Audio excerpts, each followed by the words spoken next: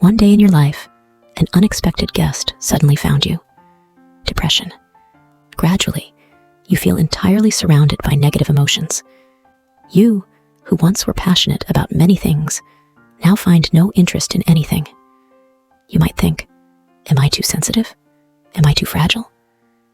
But in reality, depression is silently altering your brain. In your brain, there is an area responsible for rational thinking, the prefrontal cortex.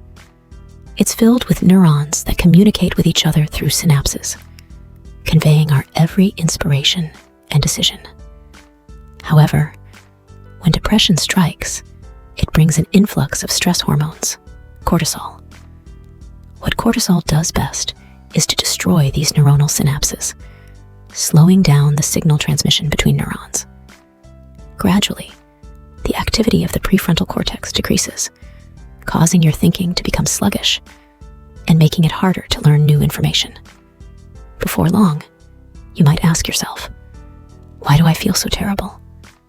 Why have I lost all confidence in myself? This is because depression starts to invade the anterior cingulate cortex of your brain, the amplifier of emotions. Under normal circumstances, whenever you recall a pleasant memory, serotonin, the happiness hormone, gathers here, making you feel joyful.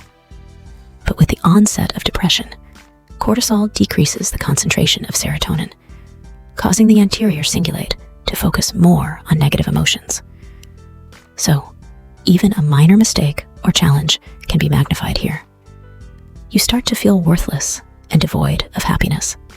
Next, we come to the hippocampus, which is primarily responsible for memory formation and retrieval. In a healthy brain, new nerve cells are produced in the hippocampus every day. But the persistent stress and accumulation of cortisol in the brain severely damage the generation of these nerve cells. This not only reduces the volume of the hippocampus, but also weakens your memory. You'll find it hard to concentrate, and past happy memories become blurred.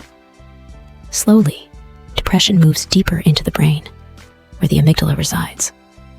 Like a sensitive baby, it's the emotional center of the brain. Depression damages your amygdala, making it overly sensitive to fear and anxiety. Consequently, you often feel unreasonably tense and anxious, or frequently lose your temper over trivial matters, unable to control yourself.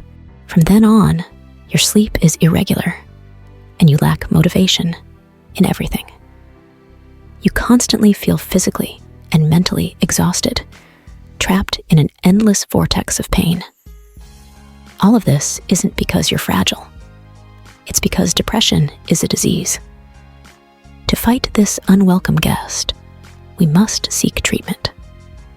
Through conversations with psychologists, we can reduce the secretion of stress hormones. Another option is medication, which increases the reserves of serotonin. Whether it's talk therapy or medication, they share a common effect, promoting the production of BDNF in the brain. BDNF not only stimulates the growth of neurons, but also helps broken neurons reestablish connections. The most direct way to boost BDNF levels? Get moving and exercise.